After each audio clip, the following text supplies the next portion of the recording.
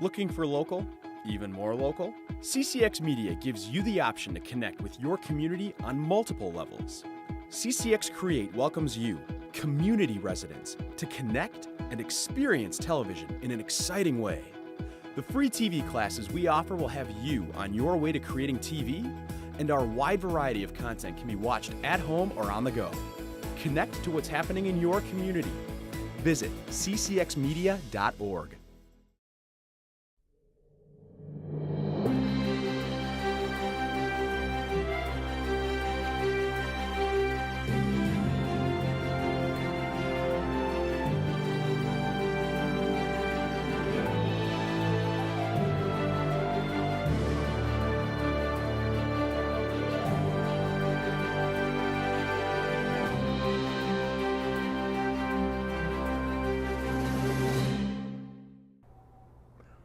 Welcome to another program in our series, Freethinking Forum.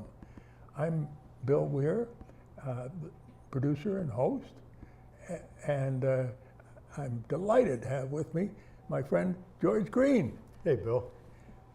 George, we've known each other a long time, and it seems to me that you have gained great skill in framing issues. I've tried. Yeah. And I hear they've called you out to Michigan to train a lot of people. And Yep. After you've been doing a little bit here in Minnesota.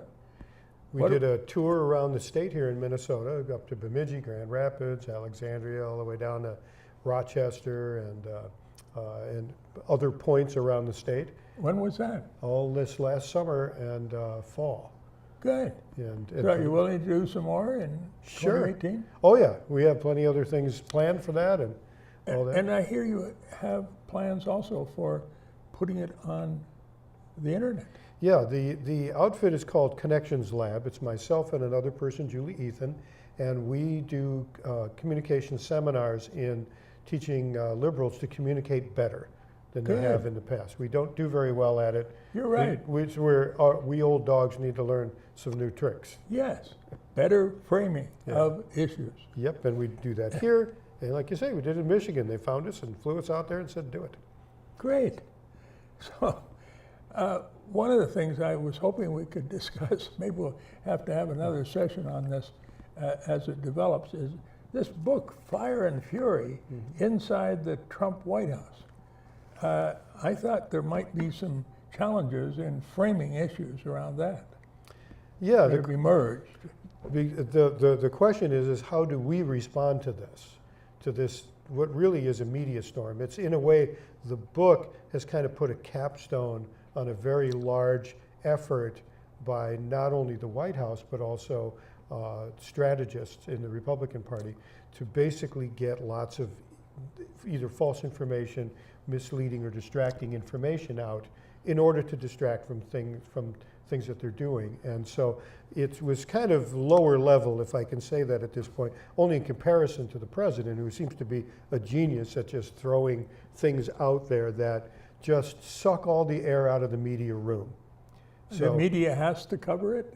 Media doesn't have to cover it. The media just does because people watch it. You know, people like conflict. They like watching conflict. And so that's why they'll watch CNN and Wolf Blitzer having two people going at it, and they might not be so happy to turn on PBS NewsHour, where they'll learn probably 6 times as much about what's really going on. So it's what people like to watch, and so they're media companies by and large. Well, how can we help people learn to appreciate the better discussion that helps them learn enough to carry out their duties as a citizen? That's the question, isn't it? It's what do we do in the face of this kind of media firestorm, and which is somewhat intentional, not necessarily Michael Wolff's book, but certainly that's fanned the already considerable flames and made it even more. Right now the news is completely dominated by this book. While that's going on, how do we respond? And most people would say we need to respond to what the book says and what the book's talking about. And but it's very important that we don't take that bait for a couple of reasons. Number one, this kind of stuff and what's coming out of the White House, they're doing a pretty good job of ruining their own situation there. We're probably we don't have to be involved? We don't need to be involved. Those guys want to, tear themselves down at the White House and in Congress. They want to do that. They're doing a superb job of that. And us jumping in, I don't know if we'd be helping. But what happens when the media and when the White House and Congress are all tied up with this kind of stuff, over the long term, the climate crisis denial and all this talk of tax cuts and so forth. These things, while they're doing that, we're not talking about our issues. And it's very important for us to be talking about the things that are actually going on right now that are not getting on the news. Let's talk about them. Well, for example, something really huge, which oddly enough, one of the very few issues that is bi or even tripartisan, if you include the libertarians, and pretty much every other major party, nobody is really for what the FCC did here in the last couple of weeks, which is abandoning the net neutrality rules. And net neutrality is a complex issue for people, or they think it's complex. What net neutrality is it's what the internet has been since day one. Anybody can get on the internet, anybody can send data, anybody can receive it, and you can send whatever data you want to. And the people sending the data, so it's just like a phone call. I can call you and I can talk about whatever we want. The phone company is not looking at what we're talking about, looking at who you are, looking at who I am, and saying, you know what? I don't like that, or what they're talking about competes with one of my businesses or one of my customers, so we're going to slow them down or even prevent them from getting on there, on the internet. That's on the telephone company, it's treated as a common carrier. That's what the FCC has basically treated the FCC as, and what the Supreme Court suggested that the cable systems have been treated. So it's the telephone, even the cable broadcast. systems and broadcasters have always been under some rules, less and less as time has gone on, but still under rules in order to keep their licenses. And cable companies less so, but there's still some regulation there. The internet has basically been very open, and what that's done is fostered college kids sitting in a dorm coming up with Facebook. Lots of other big companies that we think of now, Google and the rest, have benefited, and innovation has happened, and the economy has benefited from people having free and open access to the internet without interference by the people who are moving that data. What's happened now is the large media companies have figured that they can make a lot more money if they are allowed to determine who goes where, because then they can put a price tag on it. At a price. At a price. They can now say, well, you know what? Netflix is a good portion of internet traffic, so we want Netflix to pay us a lot more money. Yeah, give them priority. Yeah, well, there's the so-called fast lane. There's no fast lane. The pipe's this big, stuff moves through it this fast. All that can happen is it can be slowed down. Oh. So the fast lane, that gigabit Ethernet, if you will, that the rest of the world has, that the cable companies and the telephone companies should have been building and have been collecting money in every one of our bills for the last at least 15 years or 20 years. They have not really built that the way they should have. Whereas anybody who's been to Europe or Asia knows gigabit Ethernet is there, and it's way cheaper than we get here. So we get about 10 times less speed, and we pay way more money. Like our healthcare. We get poorer healthcare, and we pay a lot more money. And so the thing is now what this has done is this really impacts small business, and it impacts people who want free speech. The companies won't do things right away, but if you're a small business and your small business competes with a large business, is paying the carrier money, the carrier can charge you more money to go at the same speed as the big company. Now, they're going to say that they're not going to do that. They said, we're not going to slow people down. We're not going to put caps on the data. We're not going to look at your content and decide whether we are going to let it go or not. And the people who are in support of net neutrality are going, well, if you're not going to do all those things, then there's no reason to get rid of net neutrality. That's net neutrality in a nutshell. Yeah. People are going to suffer. In fact, if you have odd political views, it's conceivable, it's at least would be legal now, if somebody wanted to look at what you're saying And they don't like your program, Bill Weir, although I can't imagine anybody in the world not liking Bill Weir's program. Right. But if that were the case, your program might not be carried in parts of the country or all of the country, or it may load very slowly, your site will load slowly, and people get tired and move away. So there's an issue that is not being talked about while all of the firestorm is going on, while all of this talk about a president who's obviously incompetent in his job, who is not really forming ideas as much as repeating things he hears on the news, and all of that just sucks all the media time away. So we have to do the communication with voters and with friends and with colleagues to talk about these issues and talk about them from our set of values. Yeah. And that's important. That's an important distinction. It's sucking the air out of the discussion of net neutrality. Net neutrality, it is health care, the recent tax cuts, which threw a bone to the middle class, that they get a little bit off their taxes this year. That'll all go away at some point. The corporate taxes have now created what the corporate taxes Tremendous drop in a tremendous tax drop. rate. And the corporations are sitting on huge amounts of cash. So they're not hurting. They have lots of workers. They're in good shape there. So it's not going to create more jobs. It would be very surprising if it creates a lot more jobs. It may create some.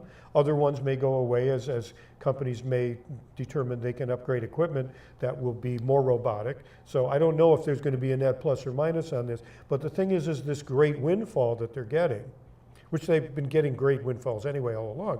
This great windfall, that money will come in and most likely be used for stock buybacks. What does that do? What does a stock buyback do? In the simplest terms, a stock buyback means that the number of shareholders gets reduced because they're buying stock back from them, right? Yeah. Then the wealth that's inherent in the value of those stocks is now concentrated in fewer and fewer hands. And if you look at not what the Republican Party says or the conservatives say, but at what they do, that legislation, as with most of the other legislation, the legislation's effect is almost always to concentrate wealth in fewer and fewer hands and then protect it so that it doesn't get out to other people. Well, we've been hearing a lot about how this new tax law, called tax cut, is likely to really swoop up more money into the pockets of the 0.1%. Income inequality can do nothing but grow under this new tax plan. And income inequality has been terrible all along for the last 30, almost 40 years as the wealth of this nation has greatly expanded. Yeah. None of that has gone to workers. Wages have been flat over that whole time. When trickle down failed in historically monumental fashion in 2007, and here's a failure on the left to capitalize on this, but it was a failure, as it has been every other time that rules have been taken off the markets and money has been allowed to concentrate. It never works. It always ends up either in recessions or the Great Depression. This last recession we had could have been a depression. Luckily, President Obama had done everything he could to try to keep that from happening and turned the economy around, and we're looking at 8 years of positive economic growth, which of course the current president is taking credit for all of it. But how do we talk about this? I'll ask the question for you. How do we talk about this? Well, the thing is we have to think about, we have to get in touch with who we are and what our values are as people on the left. What is it that we really believe? And I think people understand intuitively why they are lefties. They have a feeling. They care about people. They care about people. And look around for a few other things, but have they looked at this in depth? And there is a way to look at this more in depth. The way I look at it is a lot of people have a concept of what it means to be a liberal and what it means to be a conservative, but their concepts of those two worldviews are like Swiss cheese. It's mostly there, but there's a lot of holes in it. And it's not really holding together into a coherent idea of what's going on. The workshops we do with Connections Lab, we explore both of those worldviews in detail.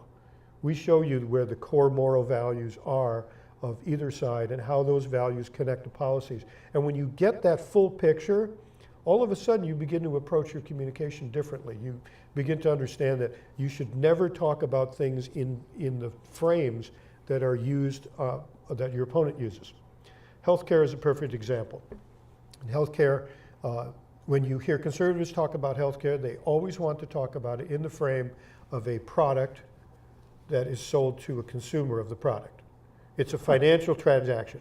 And you watch, you would go, I give you this challenge, go watch Fox News when they're talking about healthcare, and you will see the entire discussion is all around the cost and the companies and the transaction and how that's going to happen state to state. What is the real thing about healthcare?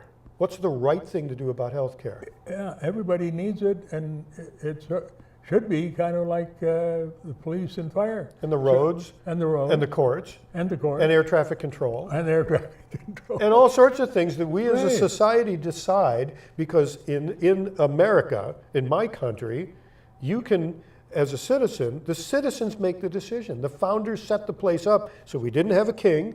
King's not making decisions. We don't have a church that's a state church. Yeah. So the church isn't making decisions. And the thing everybody forgets about is we also don't have a House of Lords, which the House of Lords in England is basically the aristocracy, the people with the money.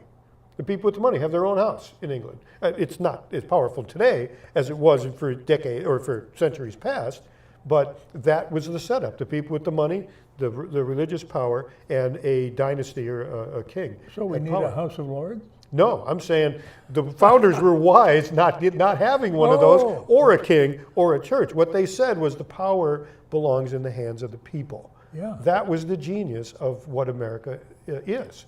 And so as citizens, we have every right to decide whatever we want to decide that we think benefits all of us. And if we want to decide that the internet ought to be the internet ought to be neutral, we can decide that. If we decide, as most Americans believe, that everybody who buys a gun should have a background check, we can do that. If we decide that there's no one in America should be denied health care because of how much they make or whether they have a job or not, if we decide that that's morally right that we do that, we can say that. Europe has done it. Yeah, Europe said exactly many that. countries have. And I gather Taiwan is one of the best. Wouldn't surprise me. And then think about that. Everywhere else it's been tried, it works better, the outcomes are better, and it costs less money. We have every indication that healthcare that is either single payer or even run by the government, like Medicare, if we just expand Medicare with their 3% overhead, which is way less than any company, it works. And so we can do that here. But the power is our power. Yeah. It's not the corporation's power, but that's kind of what it's turned into. We're burning up a lot of the healthcare dollars in the struggles back and forth between the company and the provider. Yes. A very large percentage Yeah. that is burned up just by those controversies, trying to cut the amount the provider gets or trying to get a fair percentage of what's billed. Yeah, and why should that even be an issue? I mean, to make it very simple, it's more complex than this, but why do we need insurance companies? Why do we have to have, because when you add, there are some things that are so important. I mean, liberals often get, people say they're socialists, which is like, apparently these people did not go to history class and learn about this stuff. That's not socialism. Because that's not socialism. Liberals don't want the government to own everything. I don't want the government making boats. I don't want them making cigars. Companies can do all of that stuff, lots of important things, do the technology and do all that. And that's even wonderful. run the hospitals.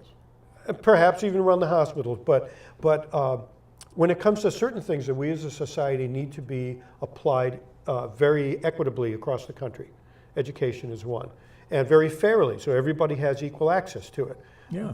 Like the roads and schools and other such things. Sometimes those things get to the point where if you add that layer of profit incentive, then what happens is there's this force in that system, which is not working for the good of the purpose of the system, which is to make people healthy, move them from place to place, or allow them to use the internet. What it is a force saying, how can I extract more money out of this, and by denying care, by taking control of the internet to find more ways that I can monetize things that are already happening on it, and things of that sort. And like I say, we as citizens can say, no, you're not going to do that anymore, we're taking over, or we're doing something else. A great example, look at municipal broadband. Cities who have had enough of this idea that the cable and the telephone companies can come in and just keep jacking prices up. And why does that get to happen? So cities have gone, we're tired of it. They go and they want to lay broadband connections for everybody and make it a utility. Told me recently that you had interviewed the guy who set up, was one of the main the FCC chairman at the time. A member. A member of the FCC who worked to get cable access as something that was required. If you were going to get a monopoly in a town with your cable company, with your cable, then you were going to have to provide community television. And we're fortunate to be sitting right here in Northwest Community TV, which nationwide is a leader and has won numerous awards for being the very best cable access facility in the country. And they've been this way since the beginning, and that is because the cities involved decided that the money for cable access was going to stay in cable access, whereas around the country, most of that cable access money has been raided by cities to pay other bills. So this is a robust, top-notch, top-flight facility here. Not only for cable access, but for the Cable 12 channel for news, local news, which is superb and outstanding. And you know what you're talking about because you have some background in know television. a lot about the equipment and everything else that's needed to make this go. But let's get back to that media firestorm and what we need to do about it. I think what we need to do about it is, and we talk about this in the workshop, we have a little mnemonic we use. We say you need to stop, drop, and roll, just like happens when you're on fire. Ooh. Right? Yeah. If your clothes are on fire, you drop to the ground and get something that will and roll. And think about that. That's not what the reason they have to tell you that, because most people's response, most people's reaction to being on fire is to run, which will only make it worse. Yeah. So we're saying it's just like stop, drop, and roll. Our normal way of responding to these things when we see this is we're going, no, that's not true, that's not true, that's not true. Oh my goodness, look at this spectacle that's going on in the White House. What we've done is we've taken the bait, we've got sucked into that same media storm. We're not talking about net neutrality and health care and all the other issues, all the other things that we should be talking about right now because the damage needs to be fixed. So what we do is we stop and we think about what's going on. We orient and analyze what's happening. What is the opposition saying? What are we saying?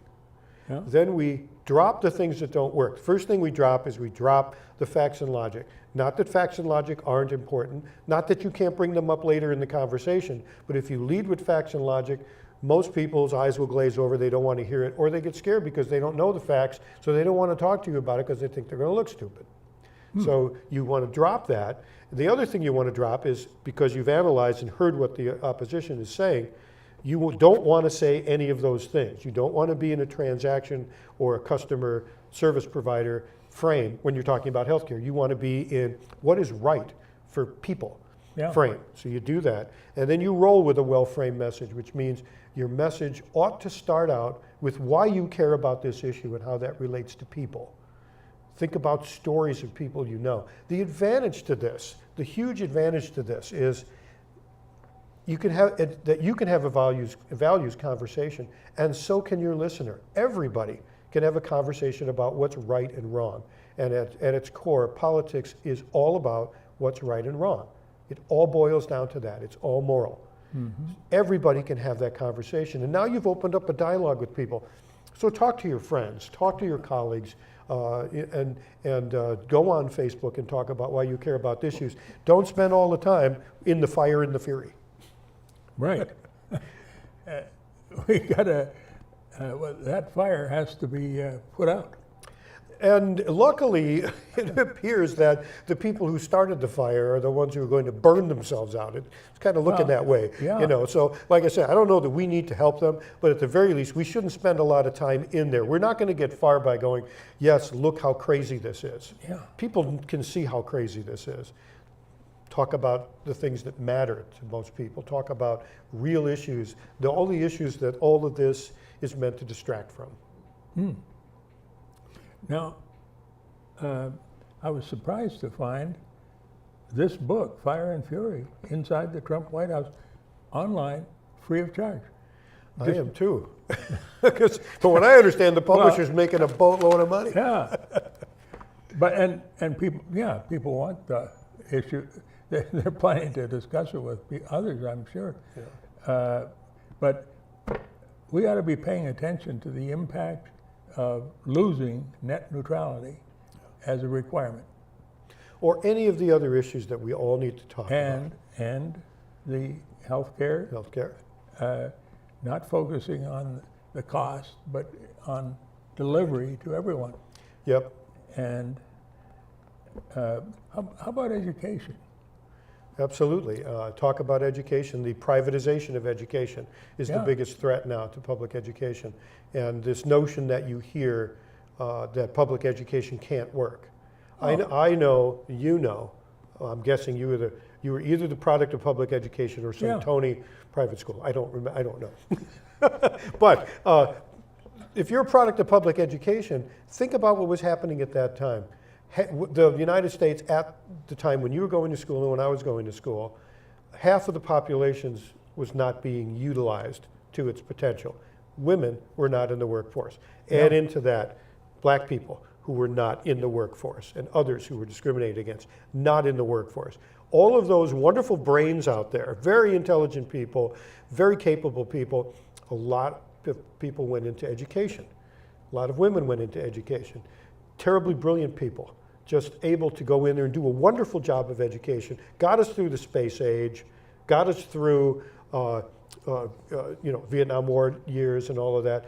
It is very possible, because it's already been proven that public education can work when the resources are there.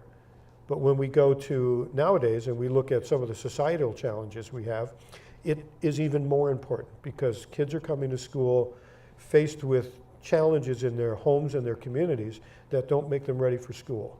Yeah. And when people try to say the schools are failing the children, I think we have to come back and say society is failing our schools. Yeah. We're expecting the schools to solve the problems that we've allowed to fester in our cities and in our country. And blaming all of that on the schools is way too simple. We have about 1 minute One left. minute. Okay.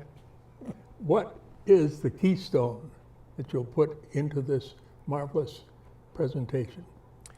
Well, what I think I'll do from the remaining time is I think the keystone is I should give you our website, which is connectionslab.org. Blew my own website.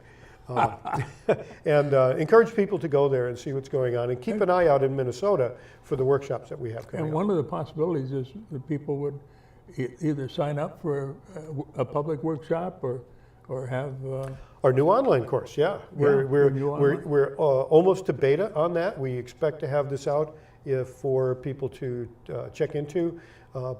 Looks like February, and that will roll out nationwide. February 2018. February 2018, a month and a half from now. If all goes well, we'll roll this thing out, and then people around the country can take this. And we're getting some interest in not only Michigan, but Washington and in other places around the country. So Great. yeah, Well, congratulations. Thank you, Bill. Thanks again.